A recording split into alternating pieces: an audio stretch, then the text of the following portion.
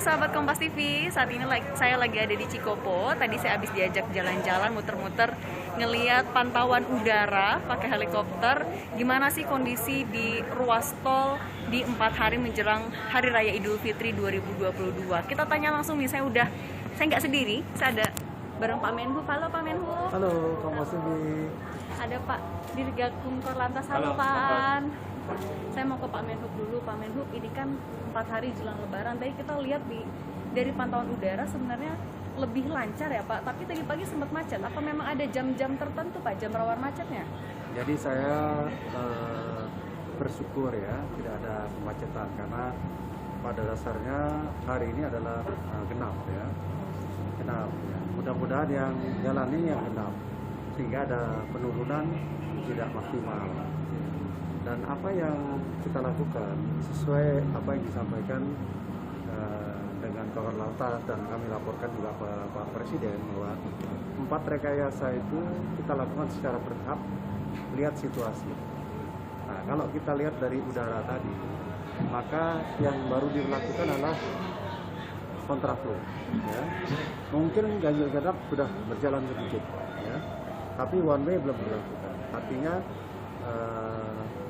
arus yang dari timur itu masih terjadi.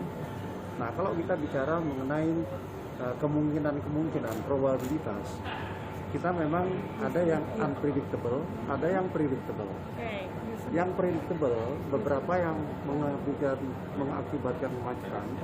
Satu itu adalah di rest area. Terbukti di rest area 72 dan sekarang 85 terjadi suatu perlambatan. Yang kedua adalah pemudik yang berhenti di bahu jalan. Semalam itu sampai 2 lapis, ya. Bisa jadi kemarin itu mereka dari Sumatera, di sini udah capek, karena dia langsung tol, mereka nggak mau keluar. Nah, mereka di situ. Nah, oleh karena mereka yang lelah itu sebaiknya masuk ke kota, ya. Bisa dari mulai Cirebon, Brebes dan lain-lain. Sehingga kami himbau jangan melakukan istirahat di bahu jalan. Bahaya sekali. Selain mengganggu kelancaran lalu lintas. Itu kira-kira. Bahaya dan jadi bisa bikin titik kemacetan baru, betul ya Pak ya? Nah Pak, tapi di 4 hari menjelang Lebaran ini kan pasti jumlah pemudiknya sudah semakin meningkat. Kapan Pak prediksi puncaknya itu? Ya, kalau kita lihat sebenarnya prediksi kita mulai hari ini ya. Tapi mungkin puncaknya sekali itu besok. Ya. Karena semua sudah libur ya. Dan lebih convenient dan sebagainya, mereka lebih siap-siap ya. Tapi kita doakan walaupun puncak kita jangan sampai memberlakukan 4 rekayasa ini. Karena kalau 4 rekayasa ini sudah begitu macet. Tapi apapun kita selalu berkomunikasi, dan oleh karenanya pemirsa Kompas TV tolong sampaikan, lakukan apa yang disampaikan oleh Korlantas dan Kementerian Perhubungan. Kalau anda itu mendengarkan apa yang disampaikan, insya Allah perjalanannya menjadi baik dan overall menjadi tidak macet. Setelah 2 tahun nggak bisa mudik, sekarang pasti jadi momen yang ditunggu ya Pak. Jangan pasti pada nunggu semuanya gitu. Oke, betul. Nah Pak, kan sebenarnya pemerintah mengimbaunya jangan pakai kendaraan pribadi biar nggak macet. Terus juga apalagi kalau pakai kendaraan roda 2 janganlah pakai angkutan umum aja. Tapi kan kalau mudik gratis udah habis nih Pak. Terus juga bis banyak yang udah mulai susah nih cari tiketnya. Solusinya apa Pak? Tadi kan di Depok saya mengimbau 2 hal kan. Satu, saya minta mudik gratis ditambahin, ya.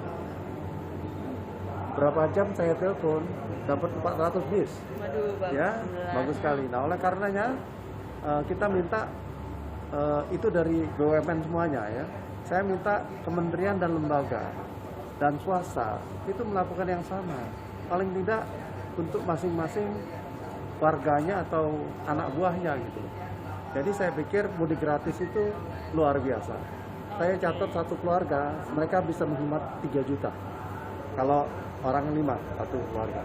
Lumayan sekali ya Pak, 3 juta bisa buat bekal di kampung halaman. Ya. Oke, Pak Budi terima kasih. Saya mau ke Pak An dulu. Nah Iya. Pak Aan. Halo, apa kabar? Sehat Pak Aan? Sehat. Pak Aan, kan hari ini diprediksi mulai masuk puncak arus mudik ya Pak ya. Iya. Nah, kalau dari Korlantas Polri, antisipasi macetnya gimana Pak? Ya, kita sudah antisipasi ya, sejak jauh-jauh hari ya kita sudah mensimulasikan, mensosialisasikan. Dan tadi 4 yang akan kita lakukan mulai dari kontraflow, one way, ganjil genap sampai pembatasan sumbu 3 ke atas. Ini skema ini hari ini dan tadi malam sudah kita berlakukan. Skema yang pertama adalah kontraflow. Semalam dari jam 8 sampai jam 8 pagi ya, kita lakukan kontraflow dari 47 sampai dengan kilometer 70. Nah, kemudian itu sudah cair ya, malam, siang, kemudian terjadi penumpukan kembali, terutama di menjelang rest area 57, rest area 86, dan rest area 102. Ini kita melakukan intervensi lagi, rekayasa lalu lintas, kontraflow lagi dari 70 sampai 105. Alhamdulillah, kalau kita lihat dari udara tadi, roda masih berputar, kecepatan juga masih cukup maksimal lah ya, kita lihat dari udara. Mudah-mudahan ini terus bisa dipertahankan. Amin. Pak, titik-titik yang rawan macet di mana aja sih Pak yang perlu diwaspadai pemudik juga? Itu untuk di tol itu rest area. Rest area itu kita lihat selalu terjadi pelambatan karena ada beberapa pelaku perjalanan ini akan masuk sementara di kapasitas di rest area sendiri sudah penuh. Ini makanya perlu manajemen rest area ini kita batasi ya 30 menit. Kita woro-woro, kita ingatkan untuk segera keluar bergantian dengan yang lain. Kemudian kita juga mengarahkan kepada para pemudik ya dengan menggelar personil sepanjang menjelang rest area untuk meneruskan perjalanannya di rest area berikutnya. Begitu untuk titik yang trouble spot yang pertama, yang kedua bottleneck ya. Seperti di kilometer 37 ke 38 ini ada dari 4 menjadi 3. Itu tidak bisa dihindari ya, tidak bisa dihindari, sehingga kita melakukan kanalisasi sehingga perubahan dari 4 ke 3 ini menjadi smooth, tidak mengakibatkan perlambatan yang parah sehingga tidak terjadi stuck. Itu upaya-upaya yang kita lakukan. Pak, kalau untuk di jalur arteri Pak, kalau macet gimana Pak solusinya? Saya kira sama ya. Arteri ini dampak dari tol juga akan terkena dampaknya. Artinya para pemudik yang keluar dari tol karena tidak sesuai dengan nomor polisinya itu akan melalui arteri.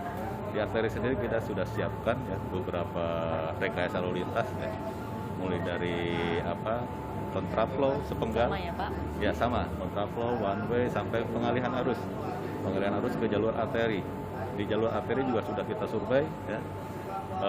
Petunjuk arah dan sebagainya, kemudian kualitas jalannya juga sudah cukup baik ya, bisa melalui tengah ya, melalui Jawa Barat, melalui selatan. Oke. Pak, kalau untuk arus balik kapan Pak prediksi puncaknya? Nah, kita prediksi tanggal 6 ya, 6, 7, 8 sampai 9 dini hari. Sampai 9 dini hari. Itu perkiraan kita sehingga pada waktu tersebut, pada tanggal-tanggal tersebut kita akan melakukan rekayasa lalu lintas mulai dari kontraflow, one way, ganjil genap ya, itu situasional. Oke. Ya. Pak, boleh dong Pak, kan kalau arus mudik ini sudah berjalan ya Pak, boleh Pak himbauan ataupun juga saran, rekomendasi lah buat para pemudik untuk nanti nih, untuk di masa arus balik apa Ya. Pak? Untuk arus balik kita menghimbau balik lebih awal ya, artinya bisa tanggal 4 ya, 5 itu bisa lebih awal kembali ke Jakarta ya, untuk menghindari puncak arus tadi tanggal 6, 7, 8. Kemudian juga atau balik lebih belakangan, terutama untuk anak-anak sekolah. Kalau nanti mungkin masih libur ya, itu bisa belakangan. Karena saya dengar ada yang sampai tanggal 12 liburnya, itu bisa anak-anak bisa belakangan. Kemudian yang kedua, itu tadi tidak berhenti di bahu jalan ya. Ini kita maklumi ya, panggilan untuk mungkin buang air, kemudian stamina yang sudah mulai menurun, terutama menjelang masuk ke Jakarta Cikampek. Ini merupakan titik lelah dari Jawa Timur, Jawa Tengah ya, di sini lelah ya. Nanti kita sarankan apabila memang sudah terpaksa sekali, silakan keluar dari exit tol terdekat. Nanti ada rest area di luar tol, silakan istirahat ya 1,5 jam atau 1 jam. Setelah fresh kembali bisa masuk kembali ke tol. Oke, makasih banyak Pak. Semoga Oke, sehat makasih. selalu. Nah, sahabat Kompas TV, untuk nanti nih harus balik diimbau untuk menghindari tanggal 6, 7, dan juga 8 biar nggak kena macet. Kalau bisa lebih awal atau setelah tanggal 9. Buat sahabat Kompas TV yang juga lagi mudik, semoga hati-hati di jalan, semoga mudiknya setelah 2 tahun ini juga tentu menjadi momen yang membahagiakan. Hati-hati selalu, sampai jumpa lagi.